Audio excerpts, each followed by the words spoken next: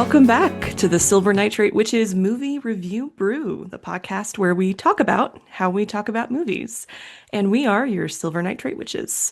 I'm Isabel Lang. I'm a poet, an academic editor, and a tarot reader. And I'm Laura Valenza, and I'm film editor at the Brooklyn Rail. So today we have a very special guest, Payton McCarty-Simas. Hi, everybody. I'm Payton. I'm an author, a programmer, and a film critic. And I've worked with Laura a decent number of times now for a couple Mhm. years at the Rail. And I'm so excited to be here. This is very much up my alley. Yay. Do you want to tell us the names of your two books too? Absolutely. So my Mhm. first book is called One Step Short of Crazy: National Treasure in the Landscape of American Conspiracy Culture. And basically I use National Treasure as a way to look at how Americans think about conspiracies in the media. It's kind of a fun rabbit hole. And then the other one that came out in July is called That Very Witch: Fear, Feminism, and the American Witch Film, which is about the relationship between media representations of witches and the rise and fall of feminist movements over time. But Oh my today God. we are not stealing the Declaration of Independence. No. No. But we will commit various other crimes. Mm. Yeah. And we are going to a very American revolutionary place, that being Oh, Massachusetts. yeah. That was my segue. Very good segue. It only would Thank have been you. better if you had done it in the Boston accent. I Oh my don't think I can God. do the Boston accent. Payne, you grew up in Massachusetts. Can you do the Boston accent? I used to have a Boston accent. Oh. No longer. It comes out when I'm kind of angry, but it's a little bit of a mongrelized, like New York Boston hybrid. I will say though, as Massachusetts movies go, like I've written a decent number of articles on the Boston movie as its own Hmm. genre. Ooh, And yeah, oh my God, I'm obsessed with them. Like I obviously grew up on The Departed and all of those movies, right? yeah. And something I've noticed over time is that as the city has been gentrified and we can no longer justify the gangster image of the 70s, Mm. directors have stopped mandating Boston accents from their actors, even in period pieces. Mm, Um, like the Boston Strangler does not feature accents. yeah. So this one is great, not only because it looks beautiful, like the cinematography is stunning, and it feels Wait, very pause there. Mm. This one is Eileen, the movie we'll be talking Oh, about yeah. today. Okay, continue. No, the yap started too soon. Yeah. Um, no, I was just gonna say that like it features one of my favorite characteristics of the Boston movie, which is so many individually terrible Boston accents, and then the one guy who does sound like he's from there, who's in one scene to just like cleanse your palate. I love Yes. that. Oh my gosh. Okay, so we are here to talk about Eileen. So Eileen came out in 2023. I guess we'll call it a thriller for now, but I think we can talk a lot about what exactly is this genre. I was seeing it It's, described as a oh yeah, psychological thriller whenever I was looking it up. I've seen that too. Yeah. I've seen neo-noir. I've seen somebody point to Circean melodrama. So Mhm. yeah, there's a lot. I think there's a lot of vibes we can pull from for this movie. I mean, It's about, historically, oh oh, yeah, I'm sorry, no, just go for it. as a genre, thriller is already a catch-all. Like Hmm. historically Yeah. speaking, people didn't think of it as a legitimate genre label until the late 90s. Like there were a lot of Mm. arguments over whether it was an extension of horror or whether it was just a dark kind of drama. And so I feel like you can kind of get that sense because even as we've codified what we kind of feel a thriller to be, it's a catch-all still. So Hmm. broadly speaking, like most neo-noirs are thrillers in a sense, you know. Mm. Okay. That's really That's good. interesting.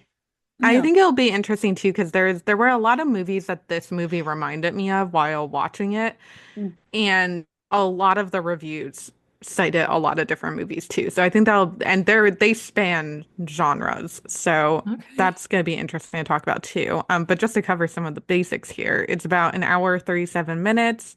It was directed by William Oldroy, who is a British director.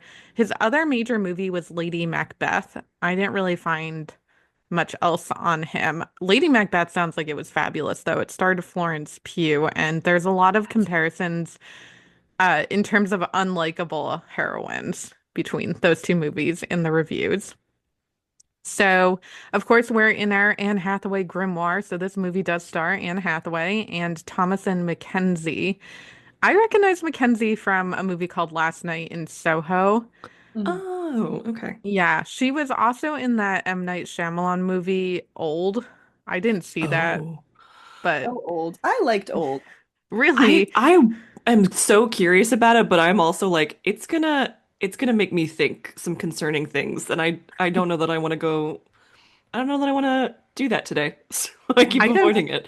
I was also very curious about it, but I confess I just read the entire plot on Wikipedia and was like, okay, curiosity says. I do that sometimes. Yeah. No, there are some body horror sequences in that movie that just Yeah. one specifically that happens to a woman in a cave and it lives in my brain. So, Oh, yeah. Ugh. okay. Um, Cave. it also looks like Thomas and Mackenzie is in the new movie, The Testament of Anne Lee. Yeah, she's the narrator and kind of the audience surrogate for that story. Oh, She's have pretty you good. seen it yet? I really want to see it. Yeah, it Okay. rocks. I mean, Okay. it's a weird movie, tonally speaking, Weirder but than Eileen. I mean, it's like the opposite of Eileen. It's like that movie is so Okay. earnest. It's like a good Mm. old-fashioned real period drama that's full of faith. It's about religion, you know? And you watch it and it's like modern audience sensibilities are not equipped for like what could theoretically be a real 50s movie. Mm. Um, but the dance sequences alone, like I would rewatch those any day of the week. They're stunning. Oh, I'm so excited to see that movie. Okay. I've never heard of that, but it sounds amazing. Also, just to like point out a couple of our side characters here, we have Shea Whigham was the father in the movie. It looked like I couldn't, he seemed familiar to me, but I couldn't actually like place him from other things. It looks like he's been in a lot of very well-known HBO dramas. And then I'm actually not sure how to pronounce this actress's name because it is very Irish, but it's like Shiben Fallon Hogan, Siobhan. Siobhan Fallon Hogan, who Belle and I love the rom-com New in Town, and she in that movie Oh, plays. she is? That is. I was like, I know That's she's from her. something, and she's Yeah, also got an accent in that, and it's different from this one. it That's what it is. is. It is. But she's the like plant manager's assistant, Mm-hmm. I think. Yeah. Yeah, in that movie, but she plays a very funny side character there. Mm. And then Marion Ireland, I believe is the actress who does the world's most disturbing monologue ever at the climax of this film. Yeah, she's So, wonderful. She's what was great. that? I love her. Yeah. She's not in that much film stuff. She's more of a theater actress, as I Hmm. understand Oh. it, but she's really good in everything she's in. She's in Hell or High Water. She's in The Miseducation of Cameron Post, and I just love Oh, her face. that's where I was like, I recognized her from something, and I could Yeah, not she place looked really it, and I familiar. did not go far enough into her IMDb apparently, but it's from the Miseducation of Cameron Post. That's what I know her from. Oh my gosh. Okay. Yeah, I mean, this is she's only on the screen for very little time in this movie, but She it eats it up. was, yeah, for sure. Hmm. So we can talk about that more in a bit, but I do actually, we don't normally go into like cinematography and score and all of that, but there's some really interesting people involved with this movie, so I'm gonna go a little deeper into the credits. First of all, the screenplay is by Luke Goebel and Ottessa Moshfegh, who Oh, is the writer, for those who don't know, of the novel Eileen is based on. And they're actually married, the two of them. And they did cute. another movie called Causeway with Jennifer Lawrence. Hmm. Yeah. And let's see, Ari Wegner was the cinematographer. And I love Ari Wegner because Ari Wegner did the cinematography for The Power of the Dog and Zola, Oh. which I think are two very different movies. Actually, they're all Eileen, Power of the Dog, and Zola are all very different looking movies, but they are just so aesthetically rich and gorgeous and Hmm. so much attention to detail. And then the score was by Richard Reed Parry, which I just wanted to point out because I thought the music was one of the best parts of this movie. Like I just adored the soundtrack. Um, let's see here. I mean, literally Arcade Fire. Yeah. Yes. It's awesome. Like that's so because yeah, I was also sitting there being like, why am I enjoying this score so thoroughly? Oh, I see. Let's see. Oh, I also have another credit too. Production design was by Craig Lathrop, who worked on the Robert Eggers movies, like The Lighthouse. Mm. Like the So, A4, the lighthouse. Yes. Oh, okay. Yes. Belle and A24. A24. Yeah. So this movie received rave reviews. On March 24th, 2023, Brian Lang, writing for Variety, reports that Neon bought the film after, which I thought was kind of an appropriate distribution company for this movie, but it actually took a while for it to get picked up, even though it was getting really rave reviews because apparently it was very expensive. He said the alleged price was $15 million. So it took like a couple of months for anybody to actually pick up this movie, but it was really well received. And God, my thoughts on this movie are a little frenetic. Hang on a second. I'm I'm less Yeah, surprised it's so expensive. You got to have that Anne Hathaway money. that's true. Mm. And the book did so well that I assume Hmm. the hmm writing cost for Ottessa was a lot. That's fair. Yeah, I didn't realize she was involved with the screenplay. And that makes a lot of sense Well, I because, think they'd have to buy the rights from her anyway, well, too. yeah, Yeah. but I think you and I, Laura, were texting about it. Because like I haven't read Eileen, but I did read hmm My Year of Rest and Relaxation, and as I'm watching it, I'm like, I feel a lot of her in this Yeah. story. Like it's definitely present. Yeah, she has her fixations as a writer. So, but it made it onto LitHub's 2023 Best Film Adaptations list, and it also was mentioned by a couple film critics in their Screen Slate Best Movies of the Year list. So people responded really, really well to it. So before we get into how people responded to it, let's talk about what actually happens in it. So the movie follows Eileen, who um, is very weird, quite perverted, I suppose is a good way to put it. Did anybody else have Come On Eileen stuck in your head as you were watching or thinking about this movie? Because it's been Yes. playing on repeat in my mind for the last 2 days. Okay. Yes. Just wanted to put that out there. I feel like she's more repressed than per Yeah. se perverted, at Yeah. least in the film. That's kind of, Yes. we can talk about adaptation later. Yeah, I was gonna say I don't know if I would say perverted, but she seems to like want a lot of things that she feels or knows that she can't have, and I think that that desire is like taking over in an Yes. unhealthy way in a lot of things. She is definitely extremely, extremely repressed, and it is leading to not like typical behaviors or like very desperate attempts to try to like deal with her wants and desires. She works at a prison in a small shore town in Massachusetts. It's an all boys juvenile detention center. Uh, her dad, she lives with her alcoholic father. Her mother's passed away. Her older sister has moved out and gotten married. So she's just alone with his abuse at work. It doesn't seem like she's really treated that much better than at home. So she's just somebody who feels very, very trapped, and we feel very, very trapped with her. I think speaking of like the beautiful cinematography too, that shot that I think it's actually the opening shot of the movie when the car is coming around that like curvy road Hmm. along the ocean feels so like that Edward Hopper isolation. And I think that that's very much the vibe of this movie is just extreme loneliness, extreme repression, extreme isolation. And then um, the perverse ways in which that begins to manifest itself throughout the movie. So when the very glamorous movie star-esque Anne Hathaway shows up at the boys' prison as the new counselor, Eileen is totally infatuated with her. The way I would melt if hmm Anne Hathaway talked to me the way she talks to Eileen sometimes, like I found Hmm. myself just going like Yes, and she does the Katharine Hepburn accent, such a which beautiful little transatlantic moment. Yes. it is. Well, the thing that I love about that detail is it is a beautiful little transatlantic moment. It also reads as unnervingly fake. I mean, like that's not Katharine Hmm. Hepburn's accent was totally affected. It wasn't real. And so there's a little bit of that.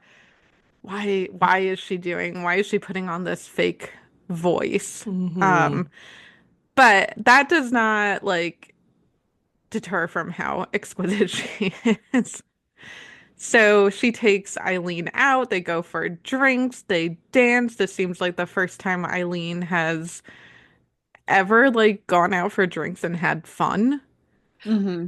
While they're dancing, I feel pertinent to point out a man tries to encroach and cut in, and Rebecca punches him out in the middle of the bar and That was really continues to dance satisfying. with Eileen. Yeah, really satisfying. And also the moment where I was like, oh, okay, nobody's mentally well in this situation. Got it. No, yeah, no, it's Hmm. definitely like Mhm. an explosion of like there's something Mm. very wrong underneath the surface A here, lot of but repression on both ends, it seems. Yeah. And I yes. gotta credit Nick Emerson, who's the editor of Mhm. this film, who just won for Conclave for best editing. Did he do Wow. Conclave? Yeah. Wow. Okay. And there's a Yeah. cleanliness to the way this movie Hmm. is cut. It's very sharp and understated. And I feel like that scene and the way they actually cut that moment of violence speaks to what makes this movie so effective, which is Mm. they incorporate these subjective states and these flash in the pan moments of violence coming through in a very like simple and understated way that allows twists and turns to play out without you thinking about them too hard. The the twists and the surprise moments. They really lulled me into a false sense of security there by the time we get to the end. Hmm. Yeah. Well, and Eileen's dad is like not well. And when Eileen makes it home the next morning, having gone back into the bar without Rebecca after Rebecca leaves, and then somehow makes it home, somehow alive, wakes up in her own sick on the seat of the car. She's run into a snowbank in front of the house and she can't get in to the house because her father has turned off the car, taken the key, taken his shoes out of the trunk, which he hid in the trunk so he We would could, maybe be less tempted to go outside and menace people with his gun. He was a former police officer and he won't let her back inside the house. And this is kind of one of the moments where I feel like we have one of the first examples of her actually starting to stand up to him because she won't subject to his punishment. And she's like, I have to go to work. I'm not dealing with this. mm, At work, Rebecca is sadly not in that day. She kind of has a moment going into Rebecca's office and like fantasizing about her. This all happens in a very short amount of time, but she winds up getting invited to Rebecca's place on in the mo book. It's Christmas Eve. I can't remember if it's yeah, Christmas Eve or Christmas in the movie. Okay, it's it is Christmas still Eve. Christmas Eve in the movie, and she's so excited because this poor girl has like never had any sort of like happy holiday experience ever. So she thinks she's gonna have part two of what happened at the bar and that they're Hmm. going to dance again and it's gonna be so much fun. She wears a But pretty when dress. She brings a bottle of wine. she has no friends, her sister has abandoned her to her father. So like this is just a woman who has had no healthy female companionship in her life. And Anne Hathaway's character kind of like provides, and she's never had any healthy romantic connect or any romantic connection in her life either. So Anne Hathaway kind of character becomes this like Catch the all. romantic sexual connection, the friend she never had, the sister who left her, the mother who abused her too.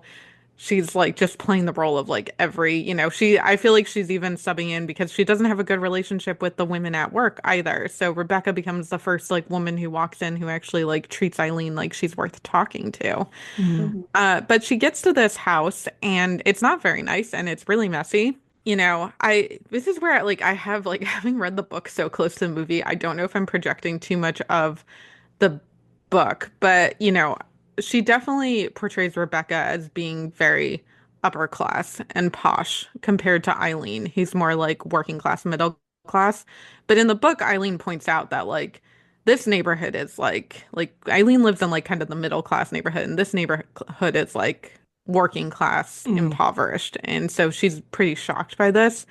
And in the movie, when Rebecca answers the door, she's not dressed up. She's not her usual self. She seems a little edgy, but Eileen is so desperate for affection. She just seems eager to brush that all off. And eventually it's revealed that this is actually one of the prisoners' houses, Lee Polk, who is in the boys' prison for having slit the throat of his father and that Rebecca has snuck in and kidnapped Lee Polk's mother and has her tied up in the basement and is determined to get a confession about the role she played in Lee Polk's abuse that led to him wanting to kill his father. This is the point, Laura, Yes. at which I texted you, not knowing you had not watched the movie yet, and said, this got so unhinged so fast, and there's still 30 minutes left.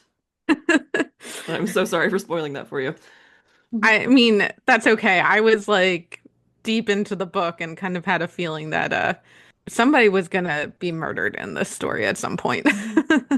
It is so shocking though. Like It it's a is, crazy twist. I think I wrote at one point, I had something like, oh, I thought Eileen was going to be the one who breaks and yeah. snaps and does something terrifying. And then, Well, the push and pulls are really well executed in both the book and the film, where, as we were talking about, Anne Hathaway's character plays all of these kind of surrogate roles, but there's mhm, this subtle establishment of the fact that their kind of, say, maternal and like mother and child dynamic will be flipped when, at a certain point, she's going to talk to Lee Polk, and she's like, "If you hear me screaming, like, don't be afraid to come and rescue me," like putting herself in a damsel in distress position early on to Mm, make Eileen feel of use, mhm. to set up for that twist, which I thought was really effective. mm. Yeah, I didn't think about that.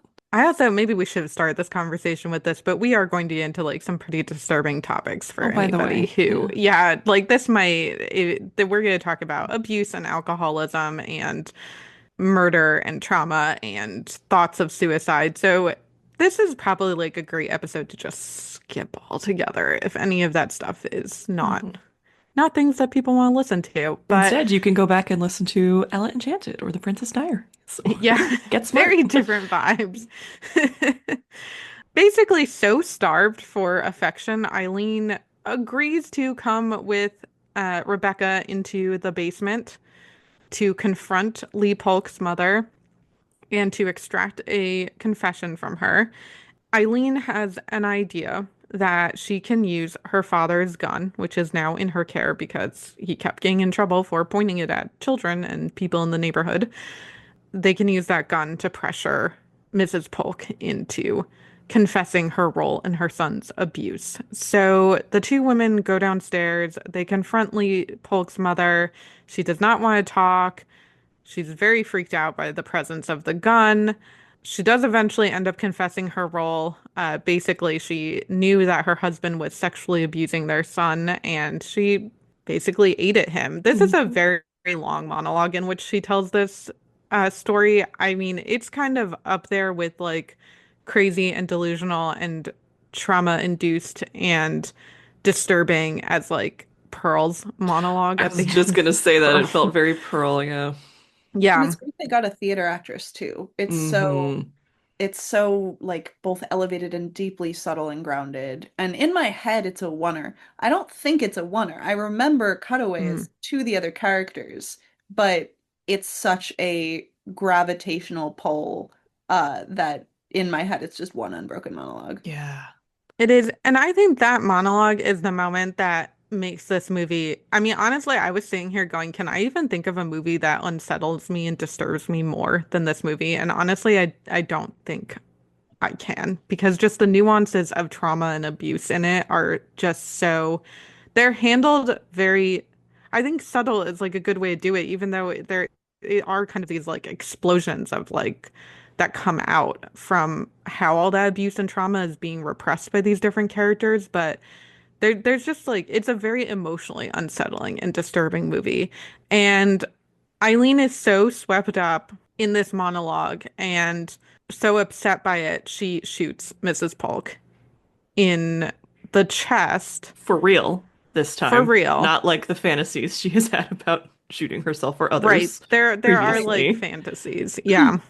Yeah, those fantasies, yeah, because we haven't mentioned those yet. They're great in the same way that bar fight is great, where Yes. there's no like noticeable transition between them. It's a very liminal film, which is Mm, how they make this work, where she'll be in the prison, like looking at a guy she thinks is attractive through the window, and then he'll just come at her and start like roughing her up a little bit, and then it'll cut back, or she'll, very like she'll be having a diegetic conversation with someone and then she'll bring her arm up into frame and shoot herself in the face, and there's no distinction between them.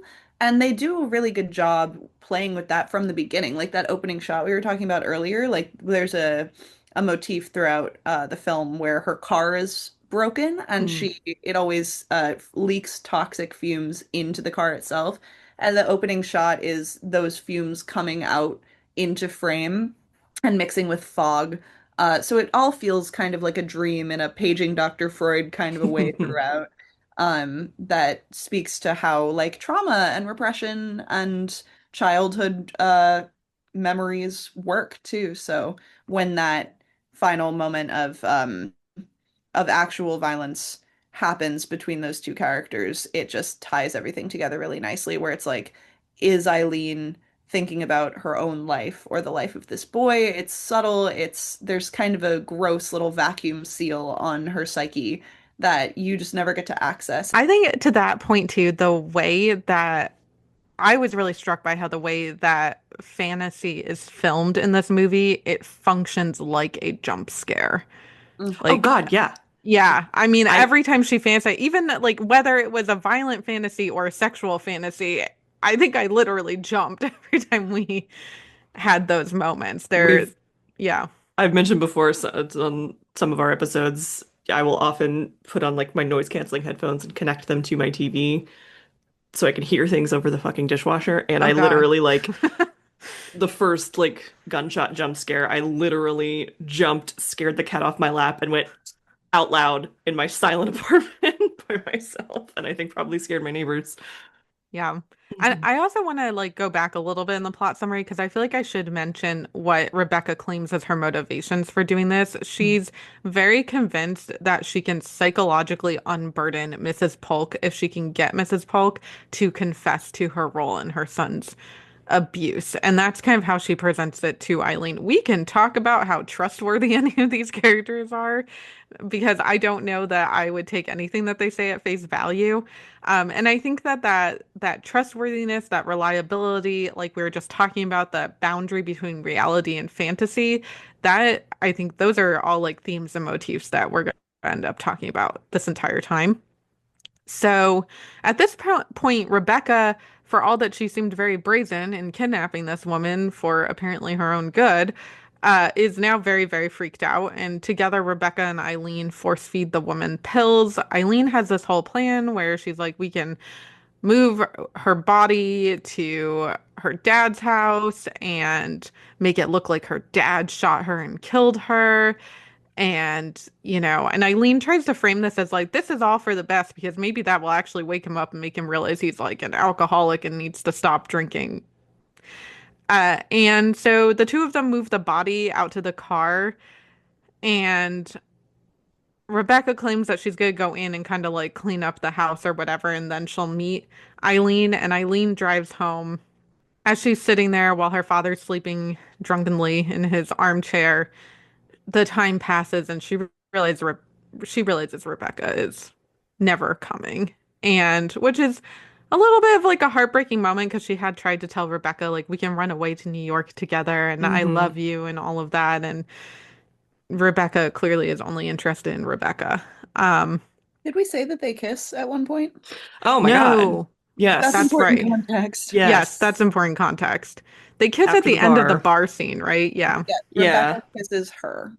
Yeah, Yes. on the lips. Like it is Yes. a very And sensual moment. there's a lot of, well, I don't know the word, innuendo, implication, suggestion in their conversation before she reveals Mrs. Polk, where I don't know, I got a very I was getting a very Carol vibe, and I think it was This not is helped by the fact that Anne anti-Carol. Hathaway Yeah. is blonde and the other young woman is brunette, and it's in Yeah, the for same time Christmas. period. And it was at Christmas, yeah. But there's conversation that implies like, there's some kind of shared understanding about some things, perhaps between them. Mm. So, Lots of Yeah, I live my life differently than other people. yeah. She's like, we hold the same. I hold some certain values, and I think you and I might share some of them. And, Mhm.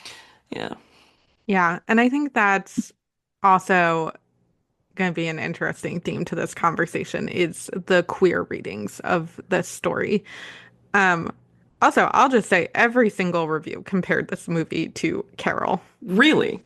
Yes, I just like every assumed I was single like, one. oh yeah, Christmas, older, fancy looking blonde lady. That's just my own brain, though. That's so funny.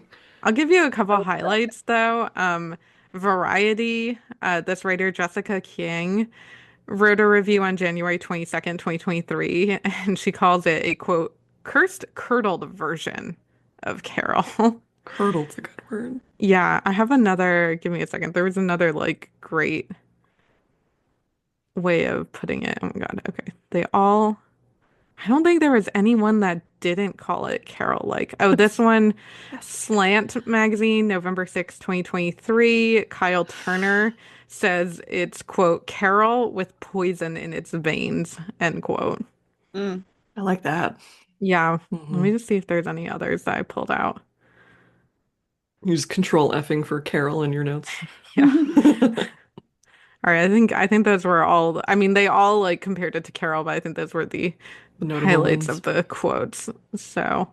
Yeah, so at this point, Eileen realizes that she's alone, and she does not actually end up really framing her father. She gets in the car with the body still in it, drives to a point along the road outside of town, leaves the car there with the windows rolled up and the ignition on. So we know that even if this woman is not dead yet, she's to She die living. from the carbon monoxide poisoning. And then she hitches a ride with a trucker and smiles gleefully. Are there And then any there's all other this points little that we need to add? Yeah. I really loved the like jazzy music at the end Yes. over the credits. It was very interesting juxtaposition. Yeah, I had so that noted, was like the score written for it oh by really? the who is that? Richard Reed Perry.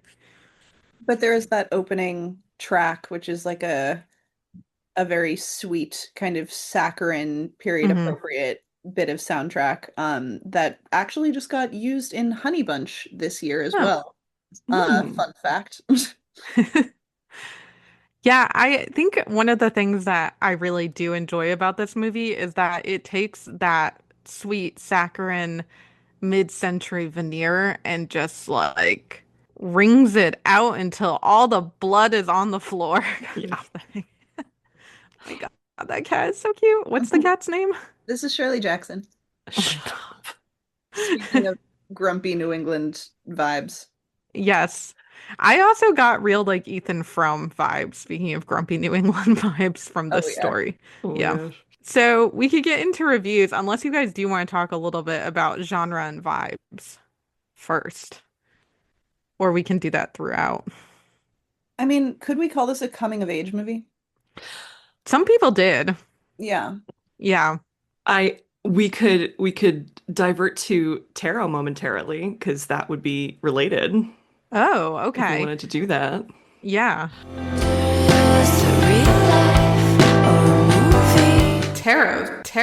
Tarot. I had only pulled one card for this for Eileen, understandably, and it absolutely I think fits the coming of age vibe. I had chosen for her the death card. Mm. Mm. Yeah, so like, obviously more reasons than you think. Most people hear the death card and it's like, oh, actual death. That's not entirely off base for this movie. Because there's like the death as we talked about she assists with. There's those like jump scare fantasy moments where she interacts with death. One of my favorite moments, since we were just coming off of talking about the plot, is when they're at the Polk's house and Rebecca starts talking to her about Lee Polk and she says something like, why do you think he would do that to his father? And Eileen just very immediately, casually responds, well, everybody wants to kill their father. And Rebecca's like, what? No, that's what? Who told you that? Um, so there's a lot of death that surrounds her, but more accurately, the death card doesn't mean literal death, but rather like change in the way that in order to change, something about your old life has to die for something new to take its place. It's more about like transformation. I have a deck, one of these back there, that the death card is represented by a cycle of the life of a rosebud, as opposed to like the skeleton on the horse. So it's a lot more pleasant looking than a traditional death card, but says the same thing. So, and that I think is really representative of her decision to just disappear at the end of the film. Mhm. Like you start to see her changing a little bit because, like, I think I get the impression she kind of softens toward her father at the end, or they kind of almost soften toward each other. Like he asks her what she's doing, and she's like, I might just get on the road. Like she's not, fussing at him or complaining about things. She actually lives out one of the fantasies that she had in her mind. So when she's like sitting by the window waiting for Rebecca, she has this fantasy of her like standing out in this open field in like the misty morning. And then later we see that that's exactly what she does once she abandons the car. Um, let's see what. Oh yeah, so the death card in this instance, I see it being all about like growth, maturing, coming of age, having the Mhm. bravery to like seek out change, letting go of the things that are harmful to us. And as we were saying, I haven't read the book yet, but I remember you, Laura, telling me last night it's told from the point of view as like Eileen as an older character, like recalling the Yes. situation. It's like told from her point of view 50 years 50 later. years. Wow. And she Okay. has a new identity. And we So know that really she, death. So like Eileen really yes. dies. And we know that she's had many, many men over the years. And now she is happily alone at last. So it's a really, one of my biggest problems with this movie is I wanted a voiceover so bad. Mm. One of the things you said when we were talking about it is you were like, you said something like, so we know she makes it out because like you hadn't quite hmm finished the book yet and you hadn't watched the movie. And anyway, I think that whole vibe just really represents the death card here and hmm like what that transformation and like shedding, literal shedding and death of her older life looks like. So I would absolutely call this a coming of age in a kind of weird, twisted way for sure. Yeah, I mean, it's all about cycles of violence, like the Mm. question of softening towards her father. Like he's an alcoholic. At one point, he has to go to the hospital, and the doctor is like, if he stops drinking, he might die. If he keeps drinking, he will die, and there's nothing to be If done. he keeps drinking, it will kill him. Yeah. Yes. And Yes. Eileen is also an alcoholic. Mm. Everybody's kind of an alcoholic in this movie. And just when she wakes up in her own vomit in the car, that she's very careful to make sure he never gets to drive, right? Like her options are keep drinking with her father, which is what she does when she gets back from the hospital. She just immediately lets him make the choices he's making and they get drunk together. And so He yeah, even like says like I want to have a drink with my daughter and kind of yeah. yeah. Hmm. Yeah, so it's like, the prison context, the class context, because his Eileen is downwardly mobile. That's like a very important element to this character is that yeah, she lives in a middle class neighborhood. Her dad used to be a police chief in a very Silence of the Lambs way, right? Which Yeah, is I another kept thinking about Silence of the Lambs so much during yeah, this movie. Yeah. that's that's grumpy. That's like Midwest Gothic. This is like New England Gothic, but hmm lots of overlap there. And so yeah, like the fact that if she continues along this path, she will just kind of end up in leaving Las Vegas territory very fast, as will Yeah. everyone else. Like Yeah. every character is trapped in a whirlpool cycle of violence that's generational, that's deeply Freudian, and very corporeal.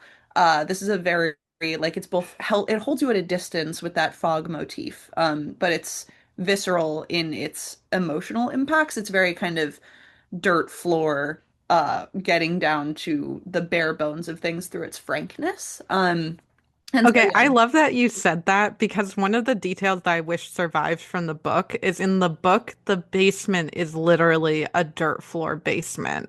yeah, And in the movie, they made it kind of actually made it kind of a very nice looking basement, but in the book, it's not. It is the literal dirt floor and it's scary. yeah. I Yeah. wish they'd kept the only like real big change besides the frame is how gross they get. And it's a choice Yes. to make it much more ascetic, but like this is not like a corprophagic film. Like No. there's no fecal matter, which is like as Andrea Long Chu pointed out in her total takedown of Ottessa Moshfegh's Lapvona a couple years ago. It's like that is an obsession with Ottessa's work is human fecal matter and its vicissitudes, I suppose. Mm. So I that thing would is notable. put a pin in that thought because we're actually going to come back to that in my second to last review and Word. talk about that in more detail. I do want to also say too, to the point of like giving Eileen the death card. I was really interested in how many reviewers talked about um, whether or not this was a story of liberation.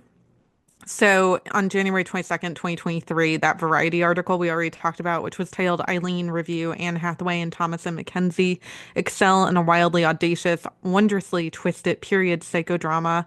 And this was written by Jessica Kiang.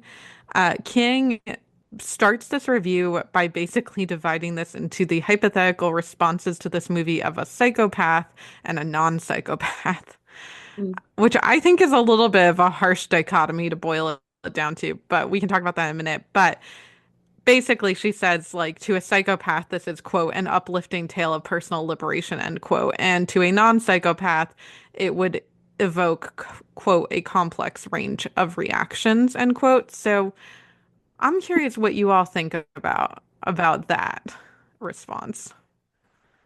I mean, yeah, that's a crazy thing to say, I guess. Like that's not particularly productive. No, I don't think it does Mhm. either. I mean, I don't think, I suppose, yeah, like this is structurally speaking, and I talk about this a lot in my book on witches, right? This kind of narrative arc that you get in this film from the year of our Lord 2023, which is, firmly established, and I wrote about this for the Rail too, right? Like the way A24 and now Neon as and Neon here as well kind of took over the way we tell stories about quote unquote unlikable female characters. The last shot that kind of inspired me to write my book on witches was a thing I noticed across a bunch of A24 movies in particular, where thinking about The Witch or Midsummer or whatever it is, the woman ends up wreaking havoc and then having this beatific moment of self-transcendence through a smile. Mm. And this movie replicates that structure. You can see it everywhere. You can see it in the substance, right? It's still in vogue.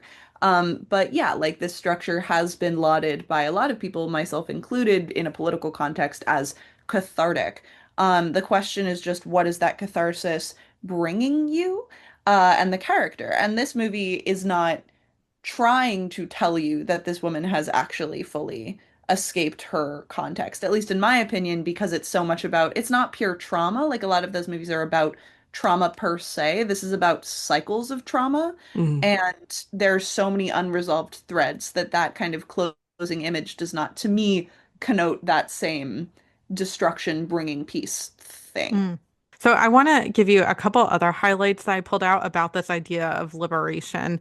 So writing for the Los Angeles Times on November 30th, 2023, Justin Chang, who's actually one of my favorite film critics, and he's now writing for The New Yorker. He wrote a review called Eileen Has a Great Anne Hathaway Turn and one of the year's most shocking reveals. And he says, quote, Eileen casts a seemingly diffident young woman as the anti-hero of an unusually cruel liberation story, end quote. And let me just give you the other one before we respond to that. But, oh no, I'm sorry. Those were the two main ways of defining this as a liberation story. I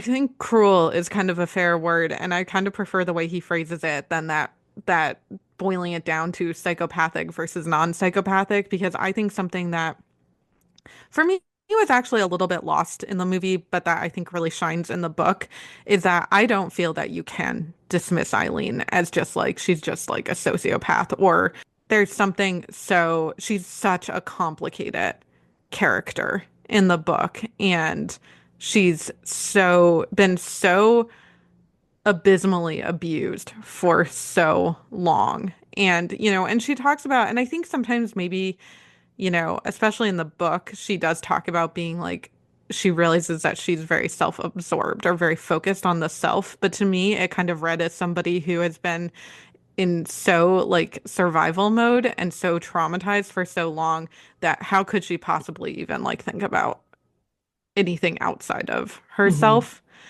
Um, Yeah, so I thought it was interesting because some of these reviews, even if they were, and like that Jessica Kiang review was ultimately a rave. She really liked the movie, but I thought it was really interesting that some of these reviewers seemed very intent on boiling it down to like, it's a fun psycho killer story in a disturbing sort of way Fun that is not a I, word I would yeah, there's I would almost like use. a, I mean, I don't know that they didn't use the word fun Okay. either, but it's like there's almost this kind of wanting to make it more stylized and a little bit like that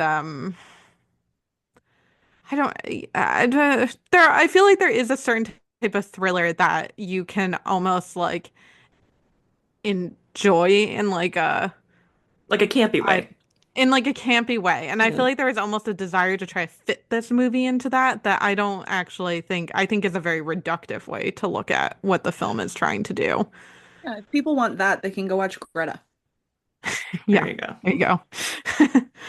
There was something else you said that I had quotes on, and now, oh, I remember. Okay, you mentioned unlikable protagonists. Hmm. So, film comment in their Sundance 2023 kind of roundup that this quote might seem like another Sundance archetype, the unlikable woman, end quote. And for our listeners who don't know, the Sundance Film Festival, like big movie festival that happens every winter, and this movie it came up in a lot of like Sundance dispatches. I'm not sure if this might have been like the very first time people were seeing it, but that seems the Sundance reviews seem to be the earliest time we see people responding to this movie. And then I have another set of reviews that are surrounding its theatrical release in the winter, the later in the year, at the end of the year.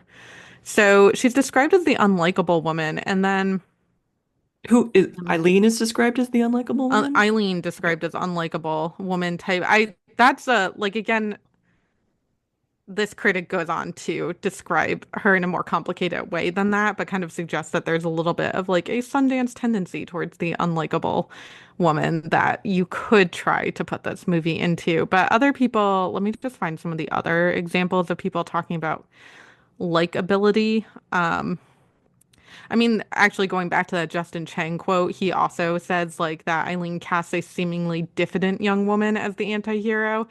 So there's a lot of like fixation on like whether that she's not really the traditional protagonist, which is part of what I think is interesting about this story is it's not a traditional narrative. But in Chang's review, he also says, quote, "It's true that a film made in the 1960s when the story is set might not have found Eileen a compelling protagonist," end quote. And I think we're going to see a little bit like, did people really find her compelling now?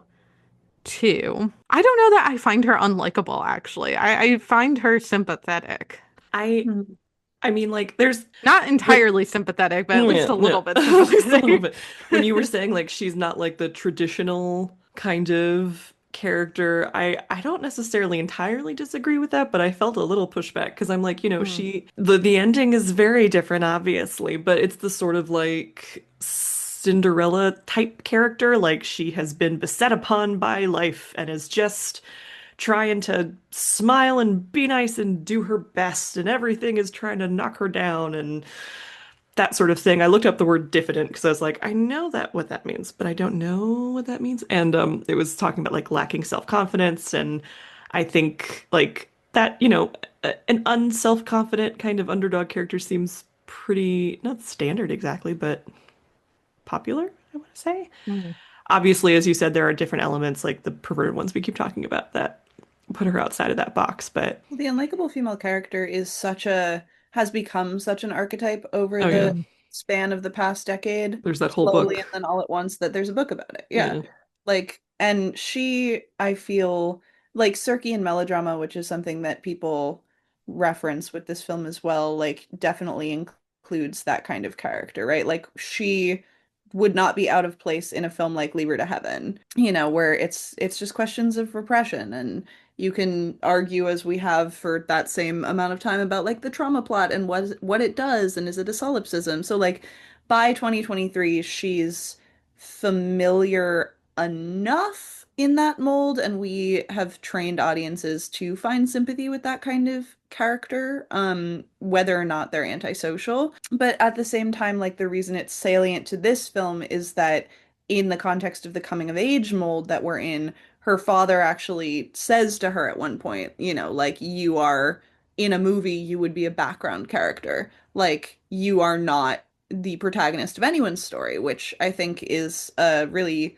heartbreaking thing in the context of the abuse that she undergoes, right? She's being mm, told that she is nothing by everyone. Her youth is continually framed as fleeting and wasted. The older women who are kind of anti-maternal figures who work at the prison They keep telling her like you'll be stuck here and old like us eventually, you have Mhm. nothing going for you. So yeah, like I do think there's a lot of calculated but uncomplicated sympathy built into the way that this character Mhm. is presented, even as she's nuts. I'm glad you brought up the line about the father saying that there are like two types in a movie and there's these like background characters who don't really matter, and that's Eileen. Because Jessica Kiang from Variety described that as, quote, a possible key to navigating the film's narrative chicanes, end quote.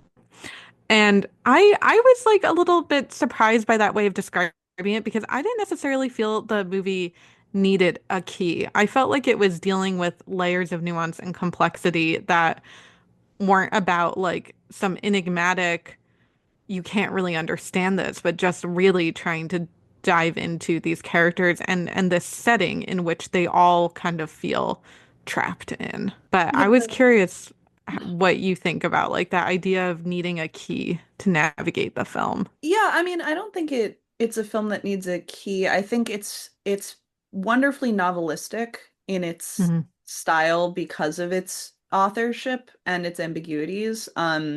In terms of lines that I think like if you were to write an essay, if you were to analyze this film like you would a novel, the line that stuck out to me was when they're talking about Anne Hathaway's character wants to reform the prison. That's like part of her thing, and she's facing the systemic kind of impossibility and reticence to change, which is kind of the central motif across the movie. And it's like, okay, family systems, prison systems, we're all trapped and they're hard to change. It's glacial and we're all stuck. But they're talking about the changes she wants to make.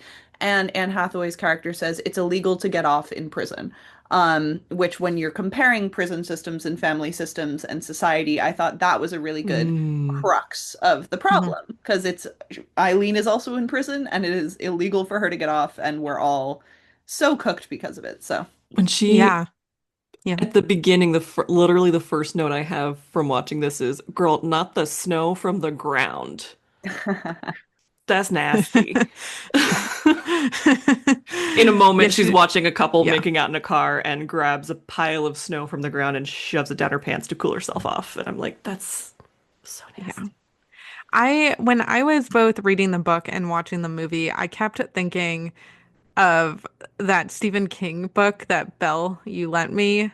Uh, is it called The Writing You, Light on Writing? oh, okay, yeah, on writing yeah. his craft book. I was like, you were gonna have to Yeah. narrow it down. One of these cubes is entirely Stephen King Yeah. Okay, the only one that you convinced me to read on writing. Yeah. on Well, writing. But he talks about this type. I actually really enjoyed that book, and I think it's got Mhm. really great writing advice in it. But there's a story he tells in it that really sticks with me. That was like the inspiration for Carrie and I think some other like female characters like her that he wrote that really irked me. But he describes like knowing a woman kind of Carrie like when he was in high school. It's very like dowdy, very poor, very quiet and very repressed. And that one day she tried to have a glow up and that the students bullied her even more than ever because they hated the idea of somebody trying to break out of their place. And I just kept thinking of that story while reading this book and watching Eileen because that she feels like that character to me who's like really trying to I think it really captures that idea of like you are so stuck in your place here. You can't just walk away or you can't just make yourself into somebody else. Every time she tries, people have to comment on it. Even when she doesn't try, people comment on it. And I think that the real life woman, or there may actually be a couple women like this who Stephen King kind of describes how, like remembering as like a teen and young adult in Maine. I think like growing up and ending up having very, very tragic lives. Mhm. And I think something that was really compelling to me about this story was that I think that it allows a little more decency to Eileen in a way. Or even though it's a very Hamlet-esque tale of will she take action or won't she take action, it even kind of offers Eileen some agency beyond, that comes from within and that is not like derived from the people around her. One of my Yeah. favorite moments is when on her nightly run to the liquor store to get her dad 2 bottles of some generic clear liquor, maybe gin, I don't know. In the book, She it's gin. gin. Yeah. Took a wild guess. She gets back of cigarettes. And Hmm. well, first of all, she has a conversation with the proprietor wherein he says the line, "Cigarettes are great." But then she brings it home. She and her dad are drinking and smoking together. And there's this conversation where he's like, "What are these?" And she goes, "Luckies." And he says, "I smoke old golds." And she's like, "Yeah, I know." Like she made there's just this little tiny act of rebellion of buying the cigarettes that she likes Yeah. instead of his. And then another moment of like weird little agency for her that I love is when she goes back into the bar after Rebecca leaves and smokes one of her used cigarettes. And it's the first Yeah. time when she's smoking that she doesn't cough immediately after. I thought that was Mm. really neat. So I just these little and there's another conversation where somebody has where like smoking's a nasty habit, but she does it anyway. That was just like an interesting little act of her own agency I found throughout the whole film. Yeah, and I will say too, like to the point of cigarettes are great, like there are moments of like dark, twisted humor in the story that I think are part of what makes it a compelling watch. Like I think without that, I would find it actually really hard to be Hmm. in this story, but there is this ability to be very darkly humorous that appears throughout. I also laughed Um, at after the conversation about sugar, we immediately see her pouring approximately 8 tablespoons of sugar into her coffee. And I was like, girl, that's got to be gritty. There are other characters in movies who have that same like sugar obsession. I think there's a Hmm. Nick Cage character who it might be in Wild at Heart where he says something about wanting this spoon to stand up in his coffee, and Christian Slater's character in Yeah. True Romance has that. It's a funny, it's a Hmm. good tick. Although on cigarettes, my favorite moment with that was because like the part of the poignancy and what makes this like both harder and more satisfying to watch is that sometimes she does learn things from her father. And sometimes you do get a sense of a real relationship and affinity for each other, even if it's harsh and upsetting. And she's smoking and trying to tell him that like today I made a friend and that's never happened to me before. And she's smoking a cigarette for like the second time in her life. And he just offhandedly goes like, "Don't ash on the floor. It's not classy." And when he she's says saying it's tacky. it's tacky, yes, Yes. like just practical parental, mean but interesting advice that struck Hmm. me. And then you see when she's waiting for Anne Hathaway's character at the end, they show you in close up an ashtray that she's used Hmm. for a bunch of cigarettes, and it's like, okay, you take what you can in this hard scrabble life, but that line will stick with her and has shaped her. And I thought that was a really elegant detail. Yeah. Yeah, I love that. I think a lot of another movie that I found myself thinking about a lot while watching this was Five Easy Pieces, which is God, a totally, in some ways, like a totally an insane comparison, but in other ways, like they both have that, because I'm pretty sure Five Easy Pieces is the 70s, and there was something very, I mean, the movie's set in the 60s, but there was something very 70s about its aesthetic to me, especially just starting with like the credit style. I definitely like there's that sense of like disillusionment and loneliness and isolation and just like tense family dynamics and I mean, it's interesting because that movie is more about like a very upper class man who's separated from his upper class family. So it's also very fixated on class, but in like a completely different way than this movie. But it was interesting because Sheila O'Malley, writing for Roger Ebert in 2023, also compared it to Five Easy Pieces and other 70s movies. And she writes, quote, she writes that it was not a story of female empowerment.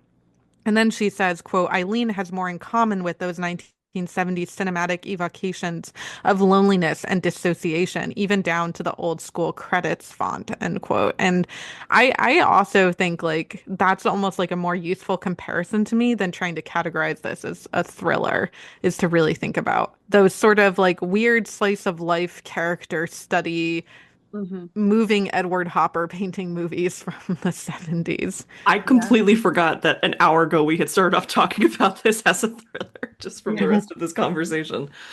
Have you seen, Laura, the Mhm. other, because Bob Rafelson, who directed Five Easy Pieces, has two films that are kind of two sides of the same coin. Mm. So it's Five Easy Pieces, but then he also has The King of Marvin Gardens, which is one of my favorite films of all time. I have not seen that. It's stunning and Okay.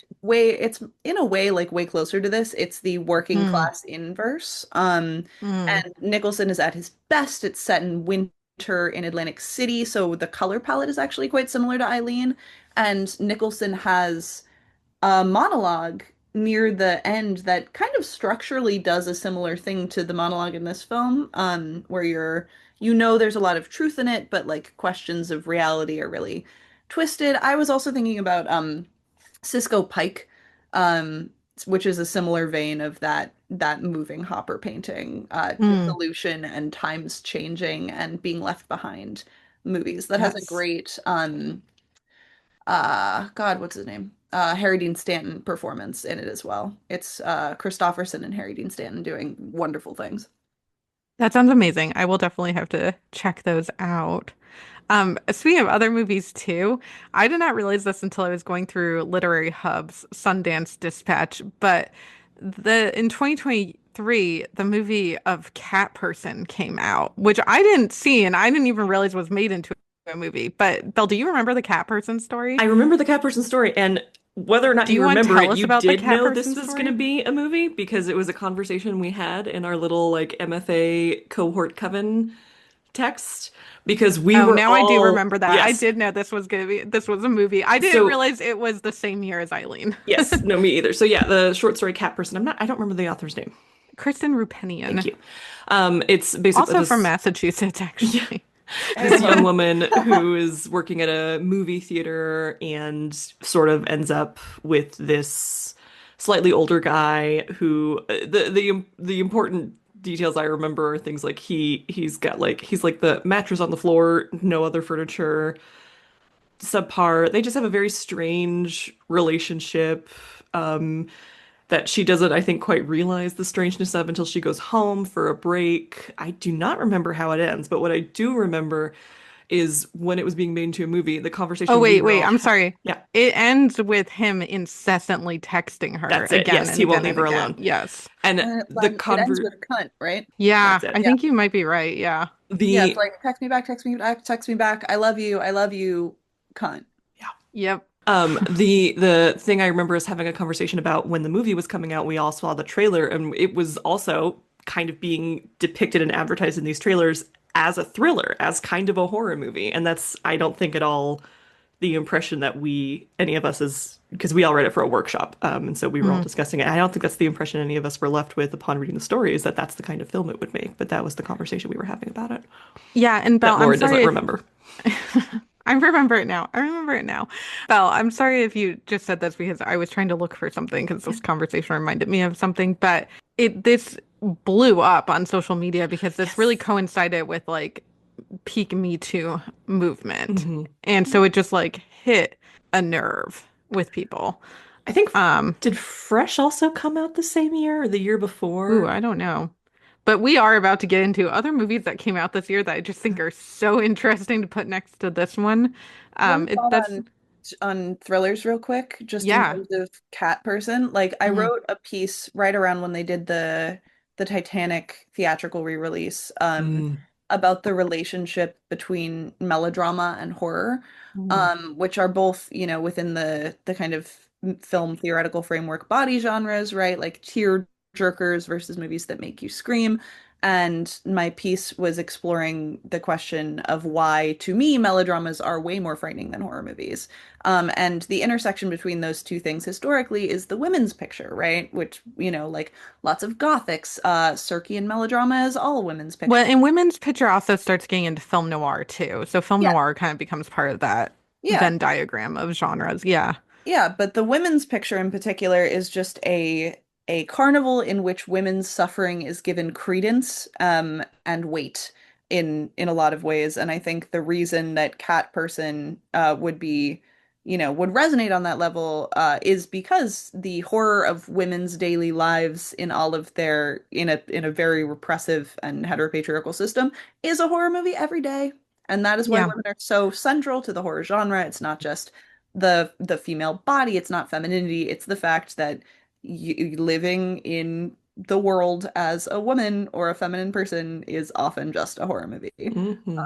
And I think also another interesting connection here is that's part of why I find it both thrilling but also scary that Rebecca does the very affected Katharine Hepburn accent because Mhm. Katharine Hepburn really was rising to fame in that era. And she's in a movie that is called, oh, I can't remember what it's called. I want to say it has something to do with like the ocean, like Riptide or something like that. But she's in like a very like one of the most classic, like I mean like Gaslight, I would say is like very classic woman's film slash gothic romance slash film noir, that middle of that Venn diagram. But this movie that Katharine Hepburn, very young Katharine Hepburn is in is also like prime example of that Gaslight type movie. So I also think that's really interesting and eerie that that's the voice that Rebecca chooses to go with. Now I feel like I should look it up. What is that movie?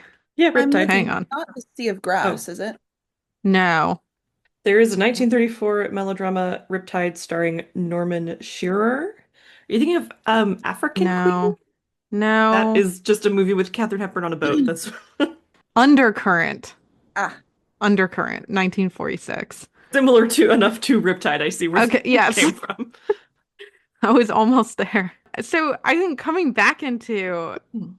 present day, I kind of I so there's this review in the New York Times that was published on November 30th, 2023 called Eileen Review Sudden Fire, Sudden Danger by Alyssa Wilkinson. And Wilkinson talks a lot about how this movie compares to other movies of the year. And I totally forgot that 2023, the year Eileen was released, is also the year we had Barbie.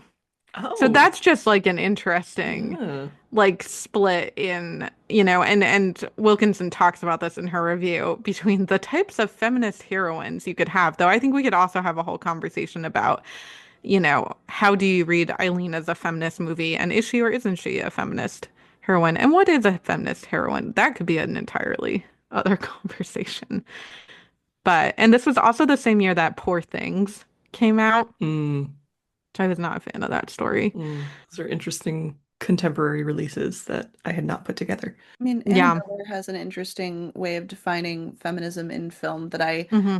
don't personally agree with, but think could be Okay. a useful like way to approach the question of this film as feminist, which is from Anna Biller's perspective, a film can't be feminist outside the context of a world in which feminism exists. So she thinks The Witch can't Hmm. be a feminist film because it's set in a period in which Mm, feminism is not a construct. I don't think that's But useful. it's made in a year when Exactly. I don't think it's useful, yeah. but I do think this movie is not concerned per se with that, nor is Ottessa Moshfegh in general. no, I don't think she is at all. Kind of a troll, like and God love her, that's her right, I but know. Should we like, talk about the Granta story? yeah, like it's just one of those things where I don't think anyone would want that. Like this is about women, Hmm. but not everything about women has to be a feminist story, even if you can read something ostensibly empowering in it. Like when you say something is feminist, what are you trying to gain from that? What does Yeah, that mean to you? And I think with this one, that's kind of totally beside the point. I Um, kind of agree. And I think it would be problematic to be like, it's not feminist because then it's like, well, then what's the next thought? Therefore, it's not worth telling because I do like believe in the character Eileen and you know, all of these stories need to be told. We need that complex view of what a, you know, female experience is or different types of gendered experiences are. Yeah, that Um, contributes to the feminist project of mhm. film writ large, but that doesn't Yes. mean that each individual example must be slotted into the question feminist or not. Mhm. Mm. I do feel like this story itself, like, has a similar relationship with feminism as Eileen and Rebecca have. Like, it flirts with it and it's very enticing, but there's also a very dangerous undercurrent there. Well, Hmm. let's get into it actually. In terms of Rebecca, Yeah.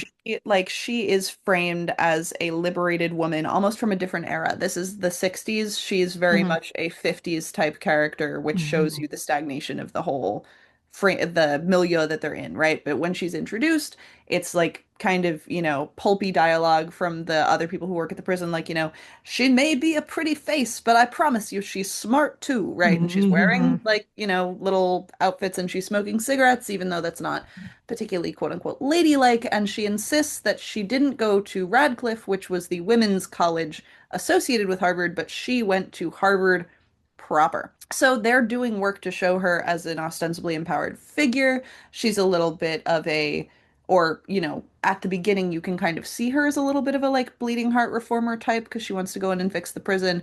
But what that actually comes down to when the day is done is using this other young woman and torturing this working class mother whose life is so devastated by religion, the economy, and circumstances that she, did brutal, awful things, right? So it's Yeah, like, I do think actually, I just want to add to that, like part of what we didn't talk about with Mrs. Polk's monologue is there's definitely this element of she literally she seems to, and I'm tempted to believe that she believes this, that she had no other choice. That what else was she going to do? Where else Mhm. was she going to go? And I don't know, that's like not at all a justification to her, but I think that that's like, we've been talking a lot about these characters feel trapped Yeah.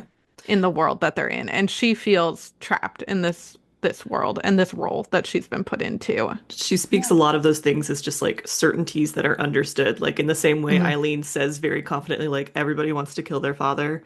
Yeah. Mrs. Polk is like, when you have children, this is what it is like. When you are a wife, this is what you have to do. And it's just like, as like this, these are things we all know and understand to be true in the world that we live in. Which Yeah. then all like you can keep like boiling that down to this idea of this is what it means to be a woman in this world. And that's just that. And there's no other way to look at it. Because part of Yeah. why she chooses to allow her husband to molest and assault their son is because after he does that, she gets his sexual attention. And that brought me back to the line that is being applied to her son, which is it's illegal to get off in prison. And the way sexual repression functions, the way that it necessitates the only intimacy in her life, right? Questions of solitude, and women just being trapped in these Mhm. hideous systems and the fallout from that. Where like Eileen's mother, we learn kind of sideways in some casual dialogue, was sent to a mental institution. Presumably, it's implied because of the abuse that she was experiencing from Eileen's father. And Eileen is afraid that she too will lose her mind living with this man, right? So like living with the man in the system, whether it's prison or your house, drives these people to do these awful things. I want to transition a little bit here and get into a story that this was the only pan I found of this movie. So I'm curious to see how you both respond to this. But Little White Lies published on January 27th, 2023, Eileen First Look Review. And this was written by Hannah Strong. Hannah first of all defines this movie as a quote whirlwind love affair end quote, which I actually have some qualms with that. I think that, again, that's distilling it in a way that doesn't totally work. But then she compares it to Carol, like the other reviewers, but she complains that unlike Carol, this movie lacks, quote, erotic charge, end quote. She says that Mackenzie, the actress who played Eileen, was, quote, unconvincing, end quote. She says Hathaway was, quote, forgettable, end quote, and, quote, too breezy and open, end quote, for her dark secrets. She felt the ending was, she uses the word abrupt. She describes it as disappointing. She describes it as confusing. She did talk about the book and said that she felt that the ending needed the context of her entire of Eileen's internal monologue, which I actually kind of agreed with. I did feel Mhm. something. I felt a lot was lost by not having Eileen's voice, but I don't know. I mean, the movie did something different though that was interesting as well. Would have become a little didactic if we had the access. Although Yeah, the ending, I agree with you, doesn't feel completely satisfying, which for me I put down to just like it's a very familiar trope. But it does have that sense of like it's a little bit of a jolt the way it Hmm. just ends. But there's enough meat on its bones that you're still sitting there watching that last shot Yeah. thinking, Yeah. Going back to Sheila O'Malley and Roger Ebert, she said that, quote, the film smartly does not include a voiceover, end quote, which I mean, I know I already put it out there. I wished there was a voiceover because I think when I was reading the book, I kept picturing almost like a Goodfellas type movie sure. adaptation, which would be a very different vibe from this movie. But Yeah. yeah. Thinking of Mhm. various attempts at making The Great Gatsby into a movie and how like voiceovers and like the authorial voice of Nick. Yeah, Nick Okay, thank you. Carraway. It's been so long since I read the book. Is has been like a continued point of issue at any time an adaptation of that has been made, and I don't know that anyone's kind of gotten it exactly right. But in the voiceover in Hollywood, it's always so controversial because I feel like Hmm. the rule of thumb is like voiceovers are bad, but I also think some of like the greatest movies have incredible voiceovers. So, That joke in adaptation where he goes to McKee's seminar and it's like, and never ever use voiceover. And then they switch to voiceover. Hmm. yes. We were just talking about last time how effective the narrator voice was for Ella Enchanted. Mm. I have kind of two articles that I think hit on some like bigger, well, one of them I think hits on bigger picture issues of like what we're talking about with the themes of this story and the issue of adaptation, and then one that ties into some larger themes Belle and I have been exploring in our Anne Hathaway season. So, first of all, Literary Hub, December 6, 2023, publishes an article called Eileen Complicates the Relationship at the Heart of Ottessa Moshfegh's Novel by Emmeline Klein. And Literary Hub is free online, and I highly recommend people check out this essay. It's really interesting, and it's a very careful like comparison between novel and the film that I think is really well done. Something that I wanted to pull out though is that Klein actually like interviewed Moshfegh and has like quotes from Moshfegh in here that I just thought were kind of interesting and bring her in. The part that I really wanted to pull out and talk about goes back to Payton, what I said we would come back to, which was like the obsession with bodily function. This article explains that when Eileen, the novel, came out in 2015, that Moshfegh, so she says that Moshfegh found, and this I'm reading from the article, Moshfegh found critics' preoccupation with and this is a quote from Moshfegh, fictional Eileen's looks and laxative-induced purges frustrating, telling one interviewer and this is another quote from Moshfegh, just got so sick of everybody saying how gross and ugly, end quote, the character was. And then she actually says, so Moshfegh apparently actually went on to say that she felt pressured to, quote, explain to them how I had the audacity to write a disgusting female character, end quote. And then this writer goes on to say that she felt that this 2015 literary critic obsession with um, the defecation in the novel is comparable to the media's fixation on how, and fixation is the word that she uses, on how Eileen, the movie, shows masturbation, which I can say, having gone through all of these reviews, yeah, a lot of them really, really wanted to talk about the masturbation, even though I gotta be honest, that was like one of the least memorable details of this movie to me. I remember the So snow more than anything else, really. you were really grossed out by the I was snow. really grossed up by the snow. I mean, in terms of Yeah. Mosfeg herself and questions of her grossness, it should be noted that her writing really, really hates fat people. Like, so in terms of her brand, what she thinks should be allowed to be quote unquote disgusting is very particular and very skinny. Mhm. Um, and people outside that context, she also thinks old people are kind of gross. So, I don't so remember it's always one of those things where, you can give her props for being like rebellious for, understanding that women use the bathroom. But it's a very particular that. kind of thing.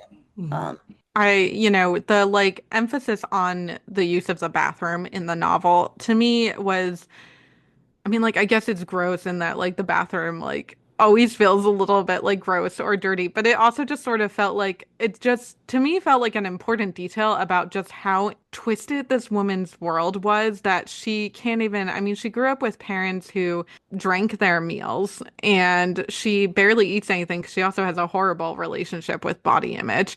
And so between like the alcohol and the not feeling that she's even worthy of caring for herself. And then the complicated relationship with body image. It's like, yes, this woman does not have regular bowel movements, and that kind of like makes sense.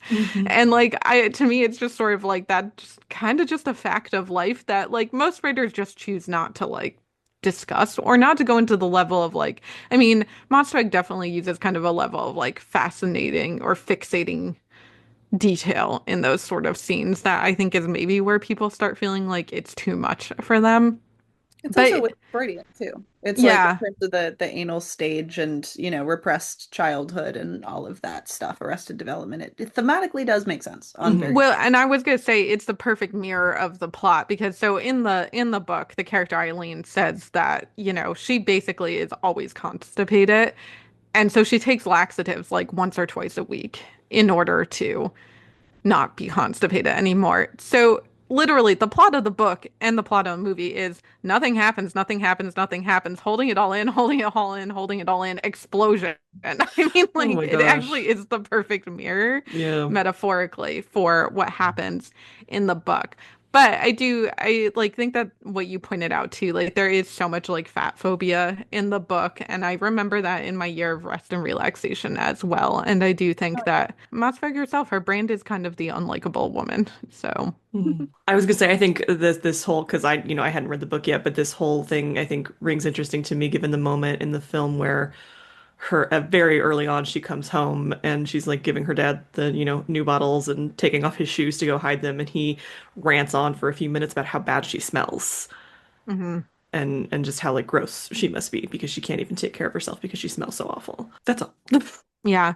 No, I do think that there's really interesting, like the book is just full of so much like interiority and detail, but I think that they did capture that in interesting scenes and exchanges in the movie. I want to end on bringing this home to our overarching topic here, which is Anne Hathaway. So on January 21st, 2023, The Hollywood Reporter published a story called Sundance. Anne Hathaway recalls being asked as a 16-year-old actress if she was a good girl or a bad girl. And this was written by Chris Gardner. And there's really not much to this story, but basically in a Q&A at Sundance after Eileen screened, Hathaway says, quote, she describes a moment when she was asked by the press, quote, "Are you a good girl or a bad girl? I was 16 and my 16-year-old self wanted to respond with this film," end quote.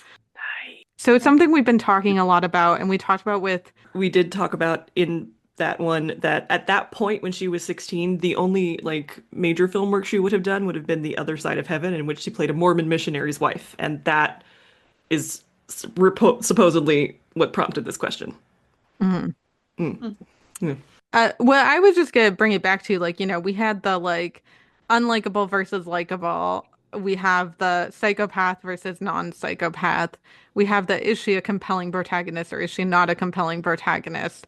And I just think it's really interesting that it all kind of comes back to this like, are you a good girl or are you a bad girl? And I know like I feel like I quote this like all the time in our podcast, but it also makes me think of the um Ingrid Bergman quote where and I'm gonna paraphrase this because I don't remember exactly, but she basically says that she's been the virgin and she's been the whore and she's been back to the, Madonna again and she just doesn't care anymore.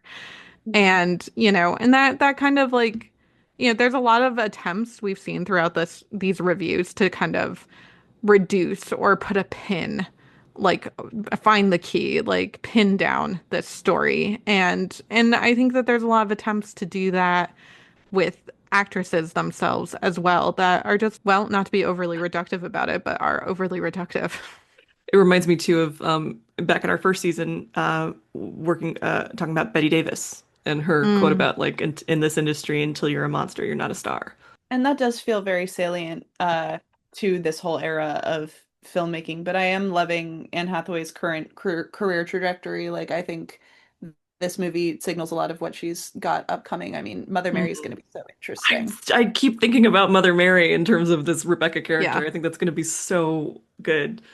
Yeah, she's just got so much charisma and star power, and she can wield it in so many different ways, but there's always an underlying mischief to all of her characters that I think is the core of it. It's a little bit naughty, even when it's Mhm. nice. Well, she's good at playing complex and she feels very human and I think it's just kind of interesting going from because what we ended up talking about with Princess Diaries and Ella Enchanted was kind of reflecting back on our childhoods and feeling like Anne Hathaway was sort of like this big sister to look up to or somebody who we wanted to be and how that's a nice thing to have. But I also think it's interesting as an adult to see her really expand her career and showcase her range. And I find that, equally admirable in a different way now in these characters that she's playing here. And That's and what then we said about this one too. Yeah. yeah, but I think it'll be interesting too because for those who don't know, Belle and I do a potion vial episode at the end of every season, and that one's more about like Hollywood history in general. So we're going to talk about the Oh Hollywood yeah. studio and the star system. So I think we're also kind of dropping some little like crumbs here for is Anne Hathaway a movie star? Like in And that sort of classic tradition. Yeah. which I would say in that classic tradition, definitely no. But we're gonna talk about this idea of like where did the idea of the movie star come from? And I think it's really interesting to kind of see her journey trying to, Mhm. not wind up typecast or survive. I think like a lot of other actresses too could have done Ella Enchanted and done Princess Diaries and Oh, easily found themselves stuck as Stuck in like the Princess, child which is what actors. Yeah, who our never Ella have an episode is adult all career. about. Yeah. Yeah. Well, actually, I have so many more things we could say about this movie, but I think we're kind of have reached like a natural concluding point. Would Mhm. any of you like to add other thoughts, or is there anything else you would like to talk about? I'm just trying to What? think if there are any Yeah. movies I rec related to this one. Yeah. Mm, It just leaves such a distinct flavor in your mouth. It's like you could go in so many different directions. So like a potpourri of films that this one evoked for me, like as I said, Leave Her to Heaven if you want a mm. melodrama, King of Marvin Gardens if you want something stark, Girl Interrupted if you want something pulpy, Greta if you want Mm. something campy. There's a lot going on in there. And then if you want There something is. recent that's got a good New England vibe to it, just go watch The Mastermind. Yes. And Excellent. I would add that I want to go all the way back to Ari Wegner, the cinematographer, who did the cinematography for Zola as well, because I think if you also just want very complicated female friendship or questionable friendship, that's another very, very different vibe and completely different aesthetic, but still very enthralling aesthetic and fascinating story. Oh, The Piano Teacher. Sorry, that was the one I Oh. was trying to think of. If you want a repressed woman dealing with her sex drive, Mm. watch The Piano Teacher. Hmm. Cool. Belle, did you have any movies that this reminded you of? No, but I wrote down a lot of movies that I now need to watch Okay. between the two of you. Carol was the one that kept coming to mind. I did think it was funny that I started, when we had this conversation via text, a completely different novel a few days ago about female coworkers that are like become weirdly obsessed with each other Mm, that I'm really loving. That is called How Can I Help You? By, okay. Oh, I heard about this book. yeah, it's been on my library list for a while. How Can I Help You Yeah. by Laura Sims, and it's about librarians. So. Okay.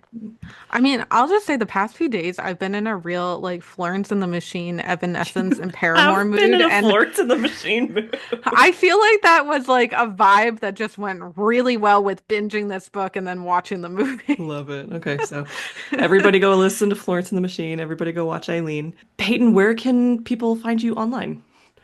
You can find me on Instagram at Place, Paytplace. That's probably the best spot to find me because I freelance. I write a lot for Rue Morgue. I'm going to be in Little White Lies coming up. I also write short fiction, so I've got a couple pieces coming out there.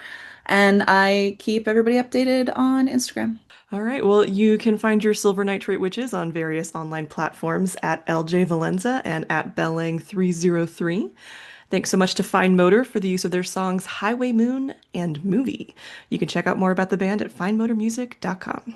Thanks for listening. Stay witchy and keep watching movies.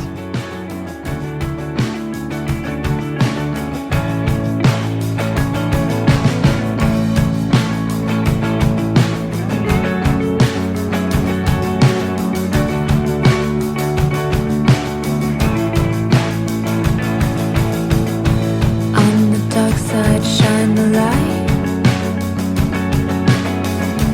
You can try, but you